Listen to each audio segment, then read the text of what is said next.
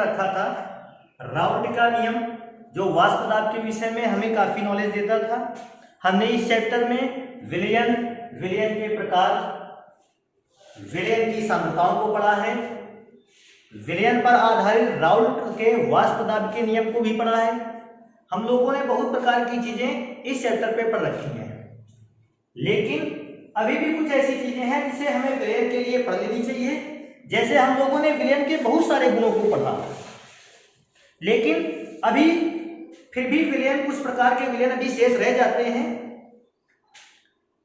जिस प्रकार से एक व्यक्ति के शरीर के अंदर बहुत सारे अच्छे गुण और बहुत सारे गंदे गुण भी हो सकते हैं। जिस व्यक्ति के अंदर अच्छे गुणों की संख्या ज्यादा होती है हम उसे अच्छा कह देते हैं, और जिसके अंदर गंदे गुणों की आदत ज्यादा होती है, संख्या ज्यादा होती है, हम उस व्यक्ति को थोड़ा सा कम अच्छा भी मानते हैं। ठीक उसी प्रकार विलयन भी, अच्छे विलयन के भी कुछ गुण होने चाहिए। अगर कोई विलयन हमको मिल जाता है तो हम इस बात को भी पहचान लेना चाहिए कि कौन सा विलयन अच्छा है या किस विलयन में अच्छे गुण कम मात्रा में पाए जाते हैं। इस बेसिस पे अगर देखा जाए कि विलयन की क्या क्या प्रॉपर्टी होनी चाहिए, एक अच्छे विलयन को कौन कौन से गुण रखने चाहिए, एक अच्छे विलयन को कौन कौन से गुण रखने चाहिए, अगर इस बात को हम चेक करते हैं तो हमें विलयन दो प्रकार के मिलते हैं। या हम ऐसा भी कह सकते हैं कि गुणों के आधार पर विलयन को दो भागों में बांटा गया है। तो हम लोग गुणों के आधार पर विलयन को पढ़ना स्टार्ट करेंगे। तो मैं अगर बात कर लेता हूं कि गुणों के आधार पर विलयन किन दो भागों में बांटा गया है, तो अगर मैं गुणों के आधार पर विलयनों को चेक करता हूं तो मेरे लिए दो प्रकार के विलयन होते हैं। पहला विलयन होता है आदर्श विलयन, आदर्श विलयन। अगर मैं गुण के आधार पर दूसरे प्रकार का विलयन चेक करता हूं तो वो मेरे लिए है अनादर्श विलयन, अनादर्श विलयन। तो अगर कोई विलयन आदर्श है तो उसके अंदर भी उसकी कुछ प्रॉपर्टी है, और कोई विलयन अगर अनादर्श है तो उस विलयन के अंदर भी उस विलयन की कुछ प्रॉपर्टी है। तो मुझे ये चेक करनी है कि एक आदर्श विलयन के अंदर क्या क्या प्रॉपर्टी होनी चाहिए, एक अनादर्श विलयन के ऊपर कौन कौन सी प्रॉपर्टी होनी चाहिए। तो ध्यान रखिएगा, जब कभी भी आपसे इस प्रकार का क्वेश्चन आता है कि गुणों के आधार पर विलयन को कितने भागों में बांटा गया है, तो गुणों के आधार पर विलयन को दो भागों में बांटा गया है, आदर्श विलयन और दूसरा अनादर्श विलयन। लेकिन मैं ये चेक करना चाहता हूं आखिर एक आदर्श विलयन में कौन कौन सा गुण पाया जाता है और कौन कौन से ऐसे गुण होते हैं जो अनादर्श विलयन में पाए जाते हैं। तो मैं दोनों को एक एक करके स्टार्ट करता हूं कि आदर्श विलयन की क्या क्या प्रॉपर्टी होनी चाहिए और अनादर्श विलयन की प्रॉपर्टी क्या क्या होनी चाहिए। तो अगर मैं सबसे पहले बात कर लेता हूं आदर्श विलयन की, कि एक आदर्श विलयन के क्या क्या प्रॉपर्टी होनी चाहिए, तो बड़ा आसान सी चीजें हैं। आदर्श विलयन कुछ प्रॉपर्टी को फॉलो कर ले, जैसे से अगर उनमें से हम एक प्रॉपर्टी को अध्ययन में लाएं तो सबसे पहला आदर्श विलयन के लिए खासियत है कि जो भी विलयन तैयार किया गया हो अगर वो राउल्ट के नियम का पूर्ण रूप से पालन करता है। राउल्ट के नियम को आपने पढ़ा भी, राउल्ट का नियम क्या था, राउल्ट का नियम प्रॉपरली अगर देखा जाए दो फॉर्मूलों का कॉम्बिनेशन था। पहला फॉर्मूला था P = PA प्लस PB, ये पहला रूल था। अर्थात विलेय का आंशिक वाष्प दाब और विलायक का आंशिक वाष्प दाब का योगफल जो होता है वो विलयन के कुल दाब के बराबर होना चाहिए। और इसी फॉर्मूले को मैंने एक्सपेंड करके दूसरे रूप में लिख रखा था P = P0A XA plus P0B XB। तो राउल्ट का नियम इन दोनों नियमों को मिला के बना था। तो अगर कोई भी विलयन राउल्ट के नियम का पूरी तरीके से पालन कर लेता है, पूर्ण रूप से पालन करता है, तो ये एक ऐसा गुण है जो इसे आदर्श विलयन बना देगा। या मैं कह सकता हूं एक आदर्श विलयन की प्रॉपर्टी या होती है, उसका गुण या होता है कि वह राउल्ट के नियम का पूर्ण रूप से पालन करता है। राउल्ट के नियम का पूर्ण रूप से पालन का मुख्य रूप से ये वाला फॉर्मूला मैं चेक करता हूं अगर, तो विलेय का आंशिक वाष्प दाब और विलायक का आंशिक वाष्प दाब जब भी जोड़ा जाए वो विलयन के कुल आंशिक दाब के बराबर होना चाहिए या विलयन के कुल दाब के बराबर होना चाहिए। आदर्श विलयन की पहली प्रॉपर्टी यही है कि वो राउल्ट के नियम को पूर्ण रूप से पालन करे, तो मैं नंबर 1 प्रॉपर्टी राउंड के सॉरी आदर्श विलयन के लिए पढ़ चुका हूं। अगर मैं सेकंड प्रॉपर्टी की बात करता हूं कि आदर्श विलयन के लिए सेकंड प्रॉपर्टी क्या होनी चाहिए, तो सेकंड प्रॉपर्टी एक बहुत ही अच्छी है। अगर इसको चेक करें तो बोलता क्या है, कहता है delta H will be zero. Delta H will be zero. Delta H को कहते हैं एंथैल्पी में परिवर्तन। एंथैल्पी में परिवर्तन को अगर ऐसा देखा जाए तो कुछ ऐसे भी चेंज किया जा सकता है कि ऊष्मा में परिवर्तन। कभी कभी आपने ऐसा भी देखा होगा, चेक किया होगा जर्नल, कि जब आप किसी विलयन को तैयार करते हैं, जैसे चूने को आप जल में घोलकर तैयार करते हैं, चूने को जैसे ही जल में घोलकर तैयार करते हैं, जैसे ही आप चूने को जल में डालते हैं, वो सॉल्यूशन एक हाई हीट जनरेट करता है, काफी ज्यादा अमाउंट में हीट देना चालू कर देता है या प्रारंभ कर देता है। तो अगर वो हीट देना चालू कर देता है या प्रारंभ कर देता है, इसका मतलब विलयन ने हीट दिया, ऊष्माक्षेपीय विक्रिया हुई, और ऊष्माक्षेपीय विक्रियाओं के लिए डेल्टा एच की वैल्यू जीरो नहीं होती। डेल्टा एच की वैल्यू जीरो का मतलब होता है जब भी विलेय पदार्थ को विलायक पदार्थ में मिलाते हुए विलयन का निर्माण किया जाए, विलयन ना तो ऊष्मा देता हो और ना ही ऊष्मा लेता हो, विलयन का टेम्परेचर बिल्कुल फिक्स होना चाहिए, या टेम्परेचर में किसी भी प्रकार का चेंज नहीं होना चाहिए, क्योंकि जैसे ही टेम्परेचर पे चेंज होगा विलयन या तो हीट देने लगेगा और या तो विलयन हीट लेने लगेगा। तो delta H will be zero का मतलब है विलयन ना तो ऊष्मा देता हो और ना ही ऊष्मा लेता हो। विलयन बनाने के दौरान ना तो ऊष्मा का त्याग करे और ना ही ऊष्मा को ग्रहण करे। अगर कोई ऐसा विलयन है जो राउल्ट के नियम को भी मानता है और बनने के दौरान ना तो ऊष्मा देता है ना लेता है, हम ऐसे विलयन को आदर्श विलयन कहते हैं। लेकिन आदर्श विलयन में इसके अलावा भी प्रॉपर्टी है जो इसे आदर्श विलयन बनाती है, तो मैं आदर्श विलयन के लिए थर्ड प्रॉपर्टी का इस्तेमाल करता हूं। आगे तीसरा ऐसा कौन सा गुण है जो विलयन को आदर्श विलयन बना देता है, तो एक सामान्य सी चीज है, delta V is equal to zero. Delta V is equal to zero का मतलब होता है, V का मतलब होता है आयतन, और डेल्टा V का मतलब होता है आयतन में परिवर्तन। डेल्टा V का मतलब है आयतन में परिवर्तन, और डेल्टा V जीरो का मतलब है कि आयतन में कोई भी परिवर्तन नहीं होना चाहिए। अब आयतन में परिवर्तन नहीं होना चाहिए, मैं इसको सबसे पहले चेक करता हूं कैसे। जैसे मैंने मान रखा है, मैं इधर कुछ लिखे लेता हूं कि मैंने 10 ml विलेय पदार्थ लिया है, मैंने 490 ml विलायक पदार्थ लिया है, 10 ml विलेय 490 ml विलायक। अगर मैं दोनों को मिलाकर देता हूं और ऐसी सिचुएशन में 500 ml सॉल्यूशन बनकर तैयार होता है, 500 ml सॉल्यूशन बनकर तैयार होता है। मैं इस बात को पाता हूं 10 ml और 490 ml 500 ml तो ही तो होता है, अर्थात विलयन के आयतन में कोई चेंज नहीं हुआ। अगर यही सॉल्यूशन कुछ सेकंड के लिए ऐसा मान लेते हैं कि 501 ml विलयन बनकर तैयार हुआ, तो हम डेल्टा V को कैसे निकालते? हम डेल्टा V को निकालते सबसे पहले 501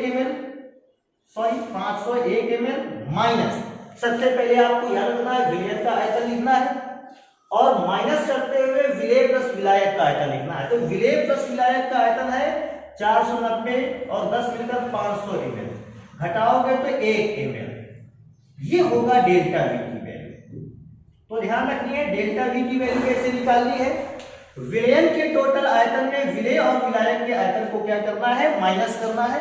लेकिन अगर मैं जानता हूं इस बात को कि अगर मेरे 10 ml विलेय और 490 ml विलायक को मिलाने पर 500 ml विलयन बनता है, तो मैं समझता हूं इधर का योगफल भी 500, उधर का योगफल भी 500 ही ml है, क्योंकि दोनों ओर 500 ml आयतन रिप्रेजेंट होता है, अर्थात आयतन में किसी भी प्रकार का चेंज नहीं हुआ है, किसी भी प्रकार का परिवर्तन नहीं हुआ है।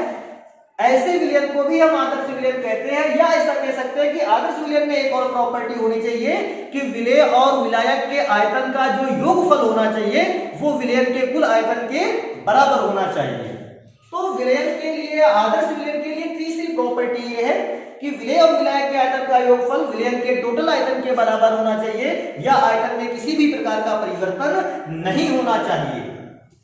अभी मैं एक चीज और स्टार्ट करता हूं, फोर्थ नंबर। इस नंबर को थोड़ा सा पढ़ लेने की जरूरत है, या थोड़ा सा ध्यान दे लेने की जरूरत है, ये इंपॉर्टेंट भी काफी ज्यादा रहेगा कि अगर आप किसी विलयन को बनाते हो आप सभी को इस बात को पता है कि अगर आप कोई भी विलेन बनाते हो आपको कम से कम कितने पदार्थ मिलाने पड़ते हैं। तो इसका आंसर है कि सर जी अगर हम कभी किसी विलेन को बनाकर तैयार करना चाहते हैं कम से कम हमारे पास 2 पदार्थ होने चाहिए।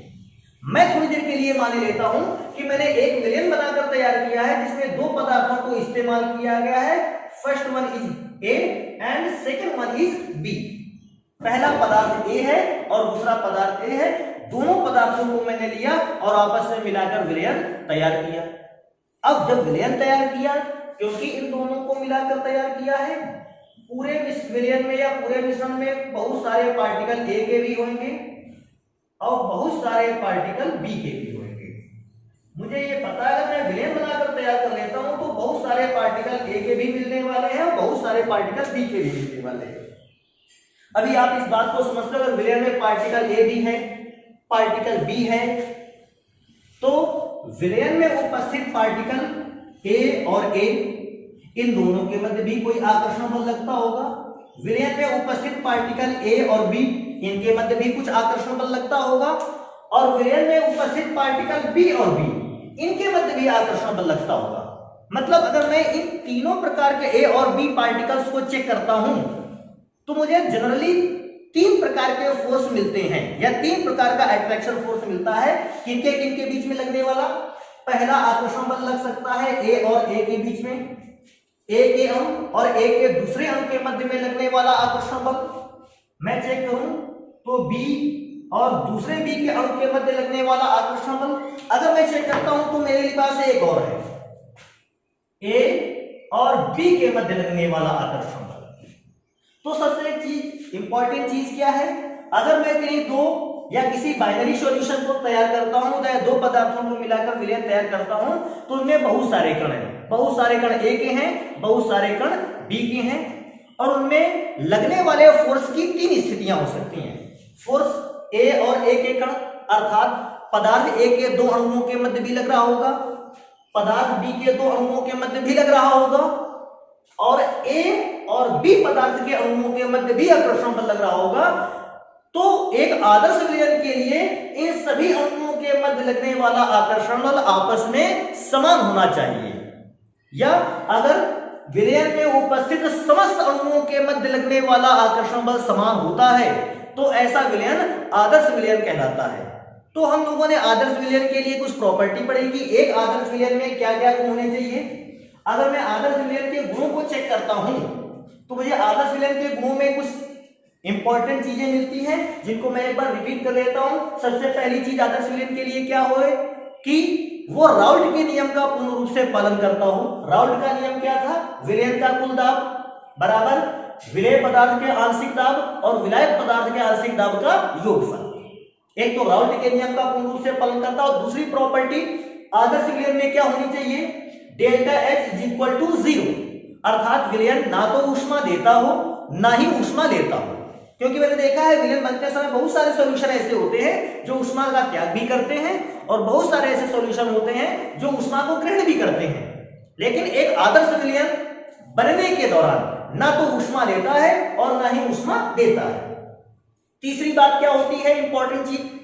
Delta V is equal to 0 अर्थात विलयन के आयतन में किसी भी प्रकार का परिवर्तन नहीं होना चाहिए। विलयन के आयतन में परिवर्तन का मतलब है, आपने एग्जांपल से समझा भी था, मैं दोबारा समझा देता हूं। अगर 50 ml विलेय और 100 ml विलायक लिया जाए, 50 ml विलेय और 100 ml विलायक लिया जाए तो दोनों को मिलाकर विलयन को अगर नापा जाए, उसे तैयार किया जाए तो 150 ml ही विलयन बनना चाहिए, ना तो 149.5 ना 150.2 ml। केवल बनना चाहिए तो 50 और 100 ml मिलकर 150 ml विलयन ही बनना चाहिए। विलयन के आयतन में किसी भी प्रकार का चेंज ना हो अर्थात डेल्टा V बराबर 0। ध्यान रखने वाली बात है कि विलयन के आयतन को में चेंज को कैसे आप निकालते हैं? विलयन का टोटल आयतन माइनस विलेय प्लस विलायक का आयतन, इस फॉर्मूले से निकालते हैं।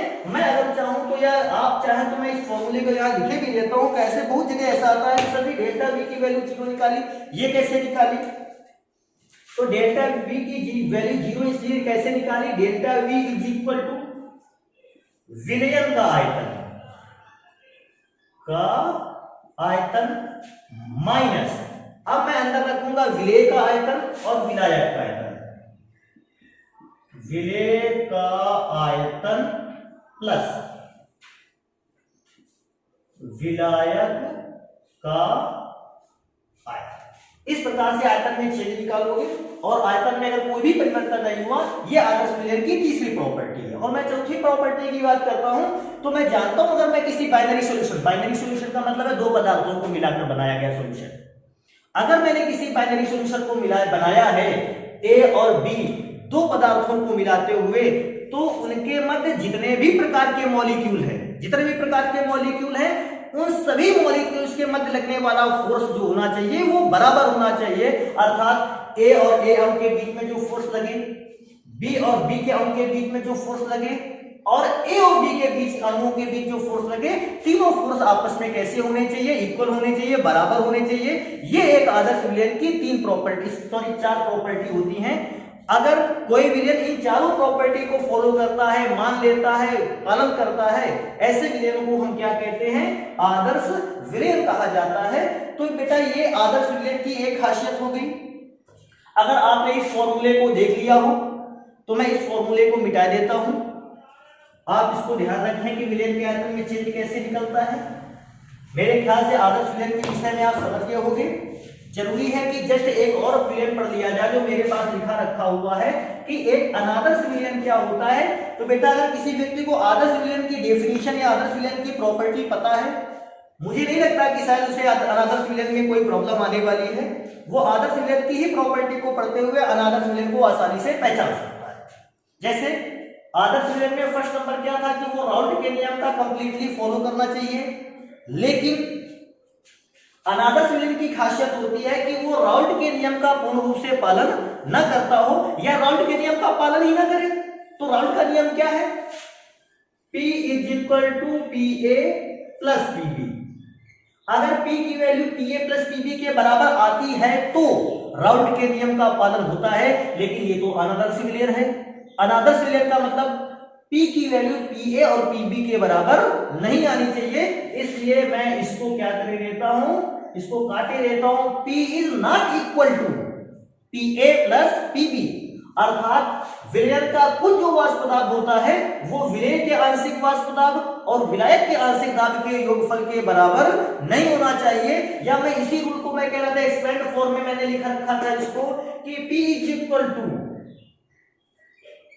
P0A XA + P0B XB। P = P0A P, ये तो राउल्ट का नियम था। P = P0A से P0B XB का ही योगफल। अगर कहने का मेरा मतलब है कि जो P की वैल्यू है वो P0A XA और P0B XB के योगफल के बराबर होनी चाहिए तो राउल्ट का नियम पालन करेगा। लेकिन अगर मैं इसको ऐसे काट देता हूं, अर्थात जो P की वैल्यू होगी वो P0XA P0B XB के योगफल के बराबर नहीं होनी चाहिए। अर्थात ये विलयन राउल्ट के नियम का पालन नहीं करता है। इसमें पहला नियम था राउल्ट के नियम का पालन करता हो। अनादर्श विलयन का पहला नियम है वो राउल्ट के नियम का पालन ना करता हो। लेकिन जरूरी है कि हम इसे मैथमेटिकली लिखना भी सीख लें, फॉर्मूले के फॉर्म में लिख लें। अगर मैं इस बात को नहीं भी लिखता हूं कि वह राउल्ट के नियम का पालन ना करता हो तो मैं इस लैंग्वेज को छोड़कर मैं केवल ये भी लिख सकता हूं। इसको देख के ही टीचर समझ जाएगा कि राउल्ट के नियम का पालन नहीं कर रहा है। तो फर्स्ट प्रॉपर्टी फॉर अनआइडियल सॉल्यूशंस के लिए कि वो राउल्ट के नियम का पालन न करें। मैं सेकेंड प्रॉपर्टी पर आ जाता हूं। आप इसकी सेकेंड प्रॉपर्टी को देखकर आसानी से समझ सकते हैं। इसमें आपने क्या देखा था? Delta H will be 0। इसका मतलब है विलयन तैयार होने के दौरान, बनने के दौरान ना तो ऊष्मा लेता हो और विलयन बनने के दौरान ना ही ऊष्मा देता हो। मैं दूसरे शब्दों में कहता हूं कि जब विलयन को बनाया जाए वो ना तो ऊष्मा त्यागे और ना ही ऊष्मा ग्रहण करे। ऐसे विलयन को आप कहते थे आदर्श विलयन। लेकिन अब मैं कौन सी बात करूंगा? अनादर्श विलयन की। अर्थात delta is not equal to 0। अर्थात विलयन ऊष्मा या तो लेना चाहिए और या तो फिर विलयन को ऊष्मा देना चाहिए। ऊष्मा की वैल्यू 0 नहीं होनी चाहिए।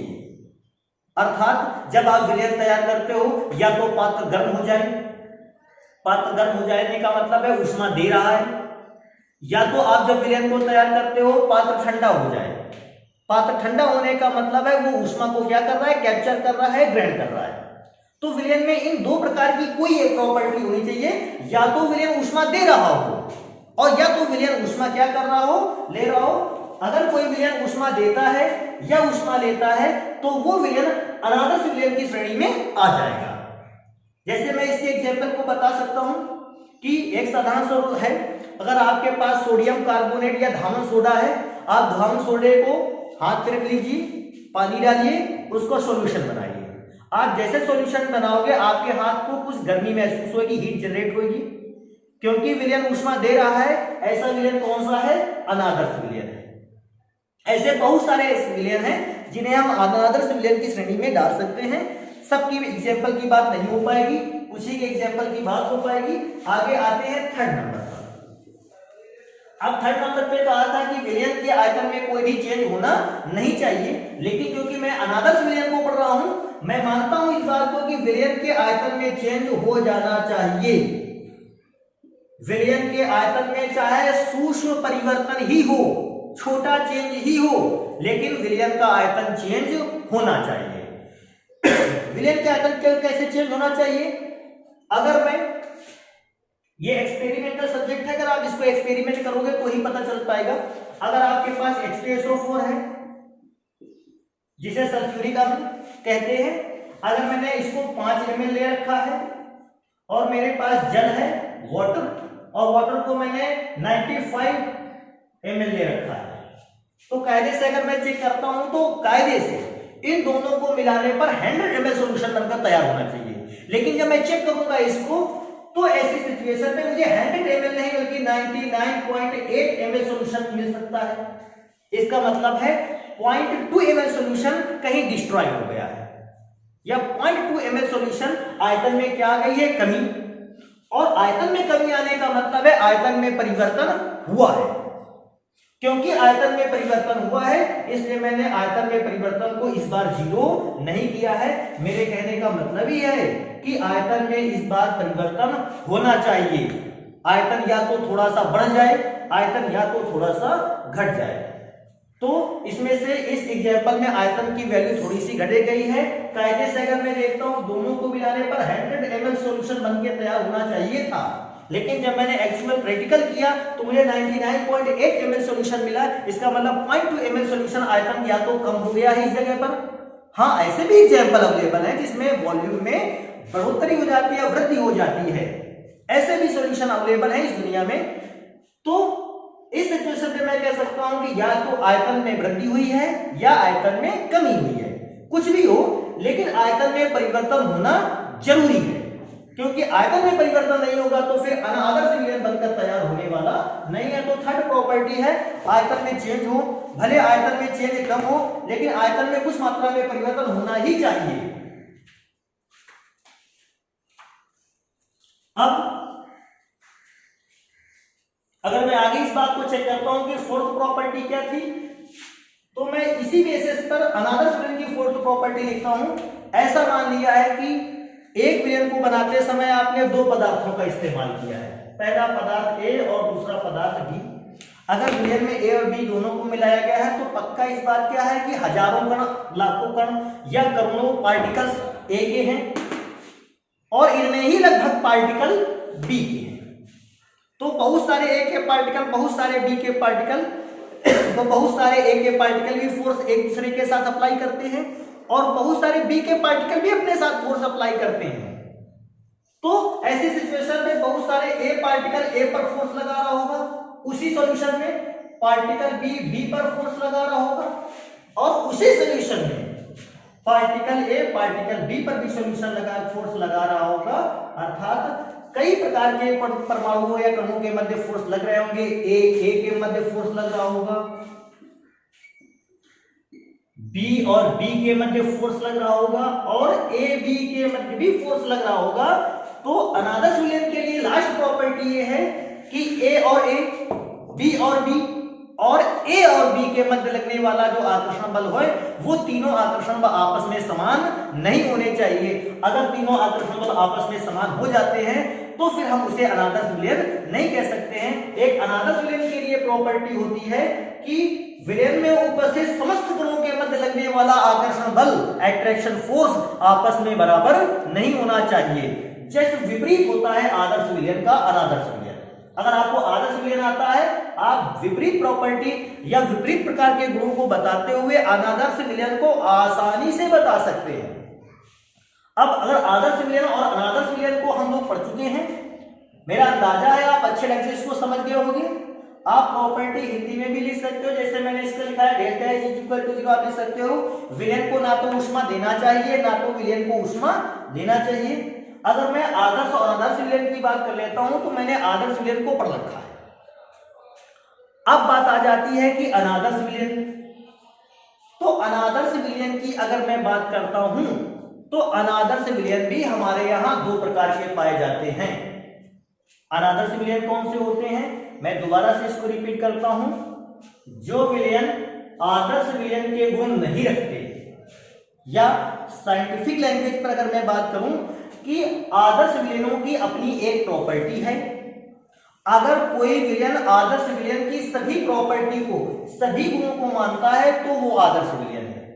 लेकिन अगर कोई विलयन आपको ऐसा मिलता है जिसके गुण आदर्श विलयन के गुणों से विचलन प्रदर्शित करते हैं, विचलन का मतलब समझते हैं आप, पूरी तरीके से आदर्श विलयन की तरह व्यवहार या गुण नहीं दिखाते हैं, कुछ गुण अलग होते हैं, विचलन प्रदर्शित करते हैं, ऐसे विलयनों को हम क्या कहते हैं, आदर्श विलयन, अनादर्श विलयन। अब बात आती है अनादर्श विलयन अगर आदर्श विलयन के गुणों से विचलन रखते हैं तो यह विचलन दो प्रकार का हो सकता है। विचलन में या तो धनात्मक हो सकता है या ऋणात्मक हो सकता है। तो क्योंकि अनादर्श विलयन धनात्मक और ऋणात्मक विचलन प्रदर्शित कर सकता है, मैंने अनादर्श विलयन को दो भागों में बांटा। एक धनात्मक विचलन प्रदर्शित करने वाला अनादर्श विलयन और एक ऋणात्मक विचलन प्रदर्शित करने वाला अनादर्श विलयन। तो मुझे इस बात को भी पता कर लेना चाहिए कि आखिर धनात्मक विचलन प्रदर्शित करने वाला अनादर्श विलयन कौन सा है और ऋणात्मक विचलन को प्रदर्शित करने वाला अनादर्श विलयन कौन सा है, और फिर मुझे इन दोनों के ग्राफ को रिप्रेजेंट भी करना होगा। हालांकि अगर आप राउल्ट के नियम का ग्राफ को पढ़ चुके हैं, आपको इस ग्राफ को पढ़ना बिल्कुल भी आसान रहने वाला है। अगर आपने राउल्ट के ग्राफ को नहीं पढ़ा है या कि राउल्ट का ग्राफ कैसे रिप्रेजेंट किया जाता है, तो आप पिछले लेक्चर के वीडियो पे चेक कर सकते हैं। वहां राउल्ट के ग्राफ को रिप्रेजेंट करना या खींचना दर्शाया गया है, आप वहां से चेक कर सकते हैं। तो फिलहाल अगर आप आदर्श विलयन और अनादर्श विलयन को समझ गए हैं, तो मैं आदर्श विलयन के अनादर्श विलयन के दो टाइप होते हैं, धनात्मक विचलन प्रदर्शित करने वाले अनादर्श विलयन और ऋणात्मक विचलन प्रदर्शित करने वाले अनादर्श विलयन। मैं इनको जल्दी से चेक कर लेता हूं कि कैसे होते हैं। इसको मिटा दिया है। अब मुझे अनादर्श विलयन के दो भाग कर लेने चाहिए। सबसे पहला अनादर्श विलयन जो धनात्मक विचलन प्रदर्शित करता है, धनात्मक विचलन प्रदर्शित करने वाले अनादर्श विलयन, अनादर्श विलयन। और दूसरा अनादर्श विलयन होता है जो ऋणात्मक विचलन प्रदर्शित करता है, ऋणात्मक विचलन प्रदर्शित करता है, ऋणात्मक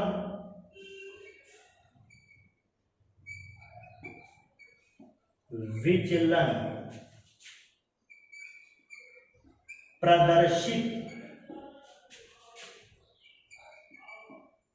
करने वाले अनादर्श। तो इस प्रकार से अनादर्श विलयन के दो भाग हो गए, एक धनात्मक विचलन प्रदर्शित करने वाला और एक ऋणात्मक विचलन प्रदर्शित करने वाला अनादर्श विलयन। अब मैं चेक कर लेता हूं कि इन दोनों में अर्थात आखिर धनात्मक विचलन किसको कहते हैं, ऋणात्मक विचलन कैसे कहते हैं। तो मैं एक एक को पढ़ना स्टार्ट करता हूं। सबसे पहले धनात्मक विचलन, और क्योंकि धनात्मक विचलन का प्रदर्शन आ गया आपके लिए अनादर्श विलयन के लिए, तो आपको ऋणात्मक विचलन का प्रदर्शन पढ़ने की कोई खास जरूरत नहीं है। आप एक बार उसको केवल देख लेंगे, पूरा समझ में आ जाने वाला है। इसलिए जरूरी है कि धनात्मक विचलन प्रदर्शित करने वाले अनादर्श विलयन की प्रॉपर्टी को पढ़ते हैं कि क्या क्या प्रॉपर्टी होती है ऐसे अनादर्श विलयन में जो कि आदर्श विलयन से धनात्मक विचलन प्रदर्शित करते हैं। तो अगर कोई भी विलयन आदर्श विलयन से धनात्मक विचलन प्रदर्शित करता है तो उसके लिए सबसे पहली प्रॉपर्टी आपको ध्यान रखना है इस चीज को कि जो PA की वैल्यू होनी चाहिए, जो PA की वैल्यू होनी चाहिए वो सदैव ज्यादा होनी चाहिए P0A XA से। कल आपने या इसके पहले आपने पढ़ रखा था PA = P0A XA।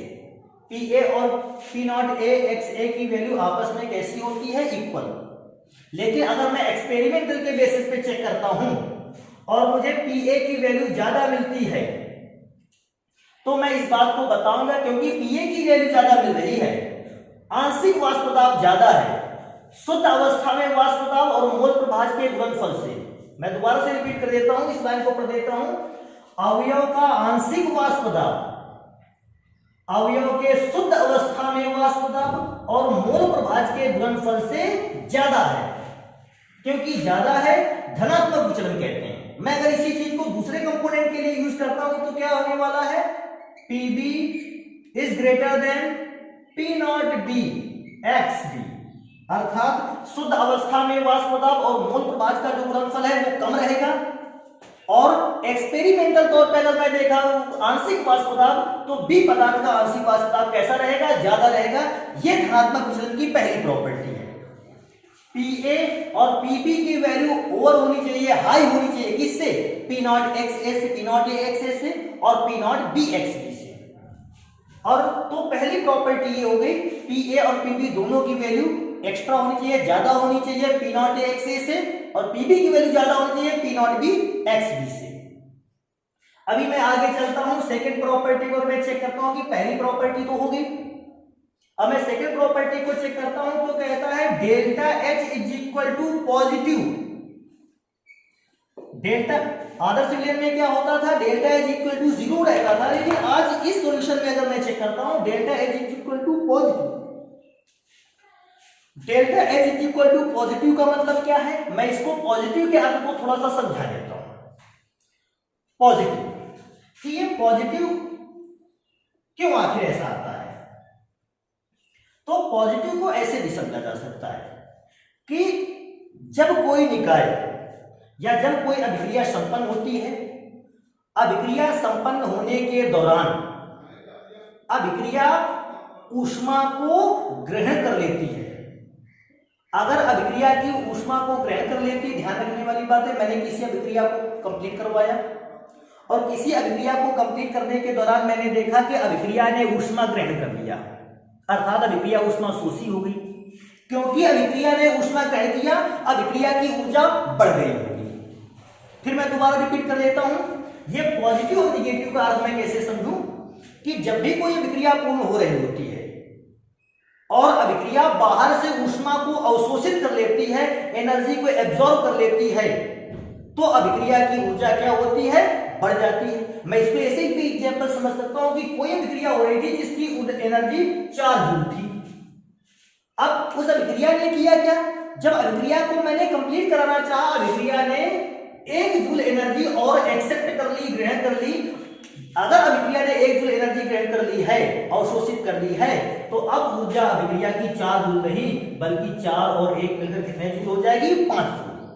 अर्थात अभिक्रिया की ऊर्जा में क्या हो गई? वृद्धि हो गई। क्योंकि अभिक्रिया ऊष्मा को ग्रहण करते हुए ऊर्जा में वृद्धि करती है, उस वृद्धि को दर्शाता है ये पॉजिटिव सिंबल। अर्थात अगर मैं इस बात को चेक करता हूं कि कोई पूछे पॉजिटिव का सर जी अर्थ क्या है, तो इस पॉजिटिव का अर्थ है कि अभिक्रिया जब भी कंप्लीट हो उसे ऊष्मा को क्या कर लेना चाहिए? ग्रहण कर लेना चाहिए, ऊष्मा को अवशोषित कर लेना चाहिए, या दूसरे शब्दों में अभिक्रिया ऊष्मा शोषी होनी चाहिए। तो पॉजिटिव अगर आपको विचलन प्रदर्शित करना है, धनात्मक विचलन प्रदर्शित करना है किसी अनादर्श विलयन को, तो वो अनादर्श विलयन जब तैयार किया जाए तो तैयार होते हुए वो ऊष्मा को क्या करे? ग्रहण करे। मैं इसको लिखे भी देता हूं क्योंकि ऊष्मा को ग्रहण करे ऐसी अभिक्रिया को हम क्या कहते हैं? ऊष्मा शोषी। ध्यान रखने वाली बात है, पॉजिटिव अगर विचलन दिखाती है या प्रदर्शित करती है धनात्मक विचलन, तो अभिक्रिया को या उस विलयन को ऊष्मा क्या करना चाहिए, ग्रहण करना चाहिए। कब? जब वो विलयन तैयार किया जा रहा हो। अगर मैं नेक्स्ट पे चलता हूं, थर्ड पार्ट, अगर मैं थर्ड पार्ट को अध्ययन में ले आता हूं, तो थर्ड पार्ट आपको याद होगा आयतन के ऊपर बेस्ड था।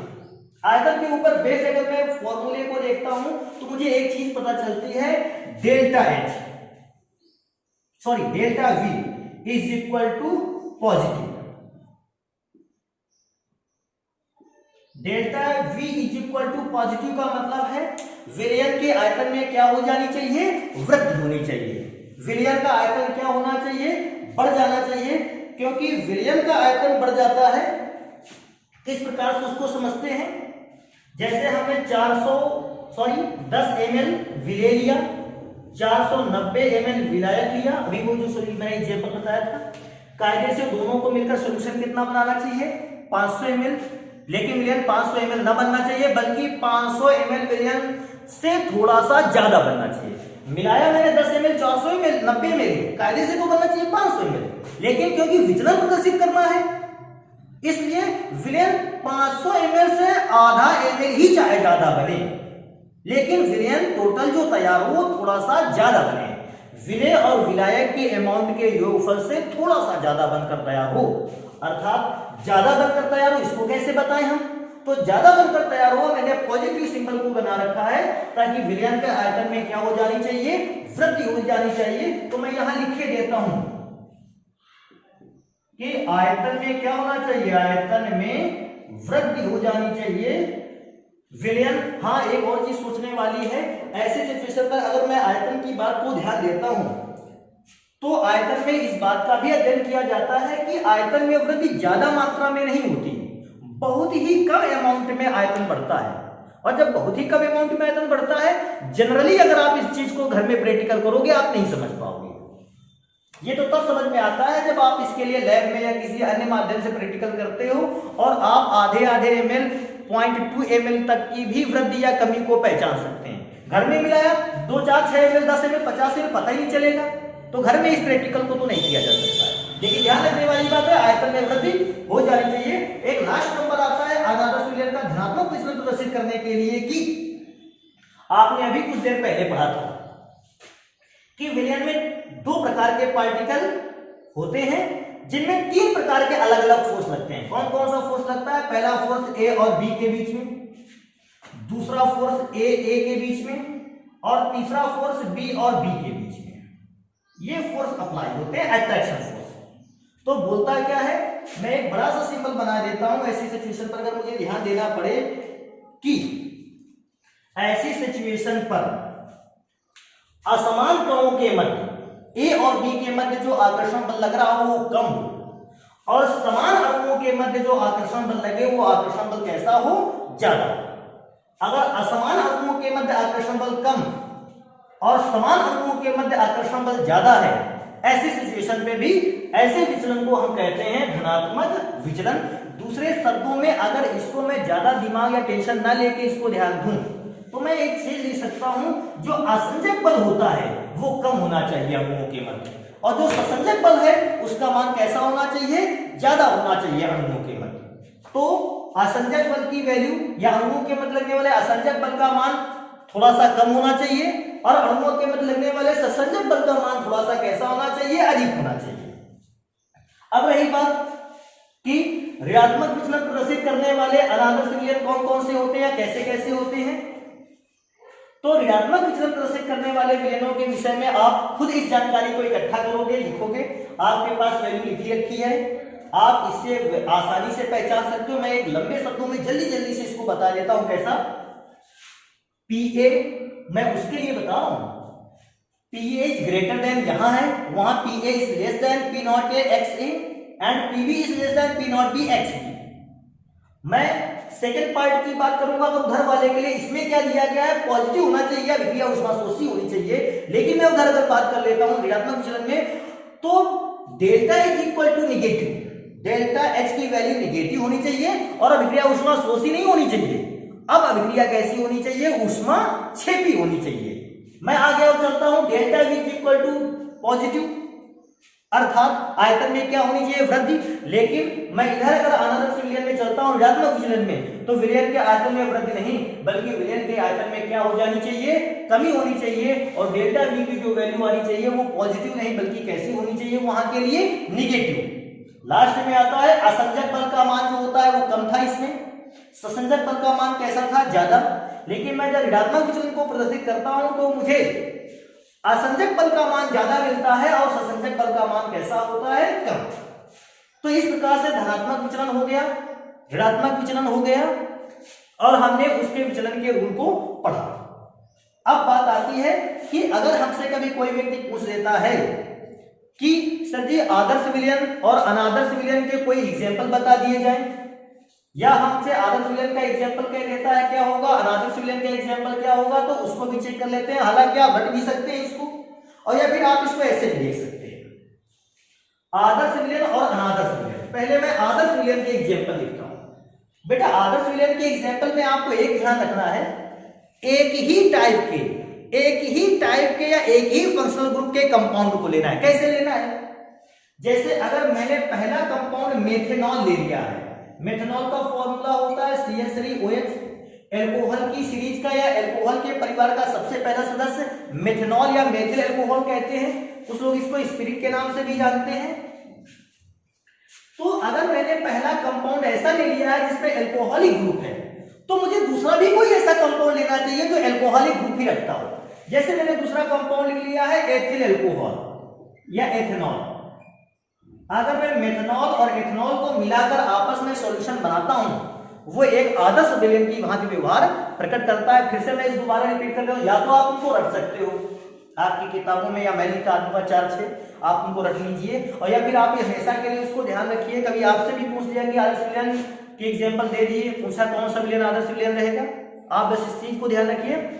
एक ही टाइप के कंपोनेंट, एक ही टाइप के अगर आपको सोल्यूट और सॉल्वेंट मिलते हैं, वही आदर्श विलयन बनाकर तैयार करेंगे। जैसे मैं एक और लिखता हूं, मैं सेकंड नंबर पे एग्जांपल लिखता हूं, मेरे पास आता है क्लोरोबेंजीन। ये बेंजीन का फॉर्मूला हो गया, क्लोरीन लग गया, क्योंकि बेंजीन के फॉर्मूले पर क्लोरीन लग गया, दिस इज क्लोरोबेंजीन। तो मुझे अगर इसी टाइप का प्लस इसमें एक और कंपोनेंट मुझे जोड़ने के लिए कह रहा है ब्रोमोबेंजीन, कहता है mixture of chlorobenzene and bromobenzene, ये कैसा होगा, आदर्श होगा कि अनादर्श? क्योंकि आप देखते हैं लगभग दोनों एक ही टाइप के हैं, वो क्लोरो का बेंजीन है, ये ब्रोमीन के द्वारा बनाया गया बेंजीन ब्रोमोबेंजीन है, क्योंकि लगभग सिमिलर टाइप के कंपाउंड है, आदर्श विलयन को बनाकर तैयार करने वाले हैं। अगर डिफरेंट टाइप के, टोटल डिफरेंट टाइप के कंपाउंड्स आ जाते हैं, जिनके कैरेक्टर या जिनके फंक्शनल ग्रुप भी देखने पर आपको लगता है ये तो बिल्कुल कंपाउंड अलग है एक दूसरे से, जैसे मेरे पास एसिटिक एसिड आता है, फर्स्ट एग्जांपल अनादर्श विलयन का, एसिटिक एसिड प्लस वाटर। अब देखिए ये एसिटिक एसिड कार्बोक्सिलिक समूह, अम्ल का समूह है, जबकि वाटर एक न्यूट्रल कंपाउंड है, ना तो अम्लीय है ना तो क्षारीय है, तो दोनों के नेचर में बहुत चेंज है। ये एसिड है, ये न्यूट्रल कंपाउंड है, दोनों के फंक्शन, ये कार्बोक्सिलिक ग्रुप है, इसमें तो फिलहाल दो ग्रुप होते हैं, हाइड्रोजन आयन और हाइड्रोक्सिल ग्रुप, क्योंकि दोनों के फंक्शनल ग्रुप भी डिफरेंट है। ऑर्गेनिक कंपाउंड है, कार्बनिक यौगिक है, अकार्बनिक यौगिक है, बहुत सारे गुणों में डिफरेंस है, ये अनादर्श विलयन की पहचान है। टोटली डिफरेंट टाइप के कंपाउंड्स को मिलाकर बनाए जाते हैं। जैसे मैं आगे चेक करता हूं, अगर इसी में से मेरे पास एक और कंपाउंड आ जाता है, जैसे मेरे पास क्लोरोफॉर्म है, अगर मैं उसको बेंजीन के साथ मिला देता हूं C6H6, तो क्लोरोफॉर्म एक दूसरे टाइप का बिल्कुल हैलोजन कंपाउंड है, जबकि बेंजीन एक एरोमेटिक कंपाउंड है, दोनों के गुण बिल्कुल डिफरेंट हैं। अगर आप इन दोनों को मिलाते हो तो अनादर्श विलयन ही बनकर तैयार होता है। तो मैंने आपको ऊपर के दो एग्जांपल आदर्श विलयन के लिए और नीचे के एग्जांपल अनादर्श विलयन के लिए रख दिए हैं। ध्यान रखने वाली बात है, इस दुनिया में आदर्श विलयन के ना तो केवल दो एग्जांपल होते हैं और अनादर्श विलयन के भी दो एग्जांपल नहीं होते, बहुत सारे एग्जांपल होते हैं। आपको अगर कोई नया एग्जांपल भी लिखना हो तो आप ध्यान रखें, आदर्श विलयन के लिए सिमिलर टाइप के एग्जांपल और अनादर्श विलयन के लिए डिफरेंट टाइप के एग्जांपल आपको लिखने होंगे। अब मैं बहुत ही बचे कम समय में एक काम और कर देता हूं कि मैं धनात्मक विचलन प्रदर्शित करने वाले और ऋणात्मक विचलन प्रदर्शित करने वाले अनादर्श विलयनों के लिए ग्राफ किस टाइप का होता है उसको खींच देते हैं। हालांकि ये ग्राफ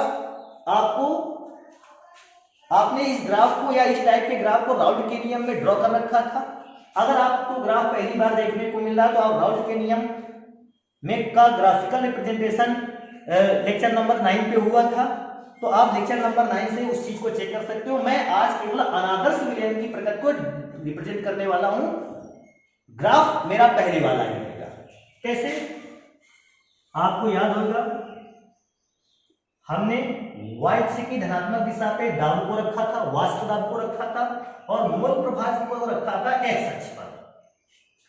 अगर मैं दोनों को चेक करता था आपको सिचुएशन याद होगी। एक पॉइंट मैंने यहां लिया, एक पॉइंट यहां लिखा। यहां xa की वैल्यू 1 थी, उस समय xb की वैल्यू 0 थी। एट द अदर पॉइंट मैंने xa की वैल्यू को 0 कर दिया था, xb की वैल्यू 1 ली गई थी। जब xb की वैल्यू थी तो मैंने p नॉट a को यहां पर माना था, this is p naught a, और xb के लिए मैंने p नॉट b को यहां माना था। आपने एक और चेक किया था कि p नॉट a का ग्राफ धीरे धीरे खत्म होकर x इज इक्वल टू 0 पर समाप्त हुआ था, और p नॉट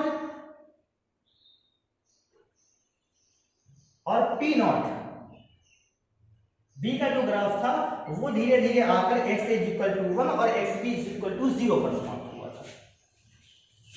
तो मेरे लिए ये जो ग्राफ था वो pb के लिए था, p नॉट b xb, और मेरे लिए ये जो ग्राफ था ये था pa equal to p naught a xa। ये p नॉट a xa के लिए ग्राफ था और ये ओवरऑल ग्राफ को रिप्रेजेंट किया गया था। अगर मैं आदर्श विलयन का धनात्मक विचलन प्रदर्शित करता हूं तो धनात्मक विचलन में आपको बहुत ही अच्छी तरीके से बताया गया होगा। ये स्ट्रेट लाइन आती है p नॉट b xb की गुणनफल और pb के में, लेकिन आपने लिखा था pb की वैल्यू तो ज्यादा होती है, अर्थात pb की वैल्यू इस दिए गए ग्राफ से कैसी रहेगी? ज्यादा। अब बात आती है अगर ग्राफ ज्यादा रहेगा, प्रेशर ज्यादा रहेगा, तो हमें प्रेशर का ग्राफ सीधा रखना है या प्रेशर ग्राफ नीचे करना है या प्रेशर का ग्राफ ऊपर रखना है। तो आपने धनात्मक विचलन में देखा था PA is greater than P naught A XA, क्योंकि PA की वैल्यू ज्यादा है। मैं PA के लिए ग्राफ को थोड़ा सा कहां से बनाता हूं? ऊपर से। तो मेरे लिए PA का ग्राफ इस प्रकार से उसको जाना चाहिए था स्ट्रेट लाइन पे, लेकिन क्योंकि PA का वैल्यू ज्यादा है मैंने क्योंकि PA की वैल्यू ज्यादा है मैंने PA के लिए ग्राफ थोड़ा सा कैसा बनाया? ऊपर से। सेम चीज PB के लिए भी अप्लाई होगी, क्योंकि PB की वैल्यू ज्यादा थी। PB is greater than P not B XB, PB की वैल्यू ज्यादा है, पहले से PB का ग्राफ तो क्या था? एक स्ट्रेट लाइन। लेकिन अब मुझे पता चला है PB की वैल्यू थोड़ी सी P नॉट B XB की अपेक्षा ज्यादा है। अभी आप समझते हो PB की वैल्यू थोड़ी सी ज्यादा होगी, मुझे ग्राफ नीचे से ले जाना चाहिए कि ऊपर से? इसका जवाब है क्योंकि PB की वैल्यू ज्यादा है, PB का ग्राफ हल्का सा कहां से जाना चाहिए था? ऊपर से। लास्ट में आता है ओवरऑल ग्राफ जो भी होता है, ओवरऑल ग्राफ में भी कोई चेंज होना चाहिए। तो एक आसानी सी चीज है, अगर PA भी ज्यादा है और PB भी ज्यादा है तो आप इस चीज को हमेशा ध्यान रखोगे। अगर PA की वैल्यू भी ज्यादा है और PB की वैल्यू भी ज्यादा है तो PA और PB का योगफल भी तो ज्यादा होगा। फिर मैं एक बार दोबारा रिपीट कर, अगर PA की वैल्यू ज्यादा PB की वैल्यू ज्यादा तो उन दोनों को योगफल करने पर PA प्लस PB की भी वैल्यू कैसी होगी? ज्यादा होगी। और ज्यादा के दाब को दिखाने के लिए हम ग्राफ को सीधा रखें, ऊपर ले जाएं या नीचे से ले जाएं, तो आप सभी को पता है ग्राफ में ऊपर जाने पर प्रेशर बढ़ता है, और प्रेशर में वृद्धि को दिखाने के लिए हम ग्राफ को थोड़ा सा कहां से लेके चलते हैं? ऊपर से लेके चलते हैं। तो ये धनात्मक विचलन का ग्राफ हो गया। ऋणात्मक विचलन ग्राफ जस्ट इसका अपोजिट है। अगर मैं ऋणात्मक विचलन के लिए ग्राफ को खींचना चाहता हूं, सेम चीज, XA is equal to 1, XB is equal to 0, XA is equal to 0, XB is equal to 1। अब यहां पर मैंने P नॉट A और इस पॉइंट पे मैंने मान रखा है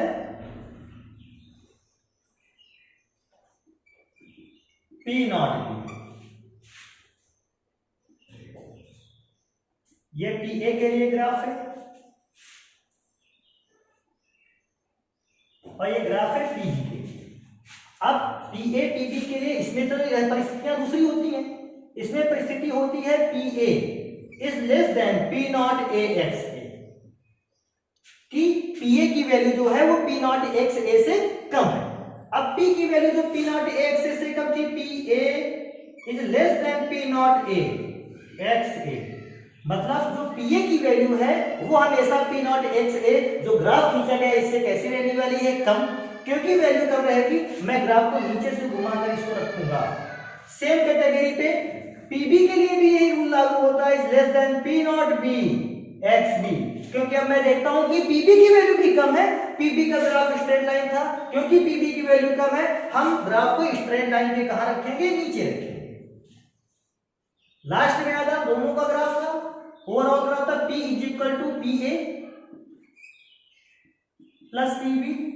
आप इसको ऐसे देख सकते हैं, अगर PA का भी मान P नॉट X A से कम है, PB की भी वैल्यू कम है, दोनों की वैल्यू अगर कम है तो दोनों का योगफल भी कैसा आया होगा, कम आया होगा। और क्योंकि योगफल कम आया होगा मुझे ग्राफ ऊपर से लाना चाहिए कि ग्राफ नीचे से लाना चाहिए। आप जानते हो वैल्यू कम आने पर हम ग्राफ भी कहां से लेके आएंगे, नीचे से लेके आएंगे। तो इस प्रकार से मैं दूसरे ग्राफ को रिप्रेजेंट कर सकता हूं। मैंने राउल्ट के नियम के ग्राफिकल रिप्रेजेंटेशन को देख रखा है। उस समय भी जब अनदर सिलेंडर को चेक किया जाता है, पहला ग्राफ है धनात्मक विचलन प्रदर्शित करने की दशा में और दूसरा ग्राफ है ऋणात्मक विचलन को प्रदर्शित करने की दशा में। तो मुझे उम्मीद है कि आपको यह आर्टिकल समझ में आया होगा। धनात्मक और ऋणात्मक विचलन तब कठिन नहीं रहता है लिखना अगर आपको राउल्ट के नियम का ग्राफिकल रिप्रेजेंटेशन आपने पढ़ रखा है। फिलहाल आज के लिए हम इतना ही रखते हैं। बाकी की चीजें जो रह जाती हैं उनको एजियोट्रोपिक सॉल्यूशन जैसे है उसको हम लोग पढ़ते हैं नेक्स्ट लेक्चर में। तब तक के लिए धन्यवाद।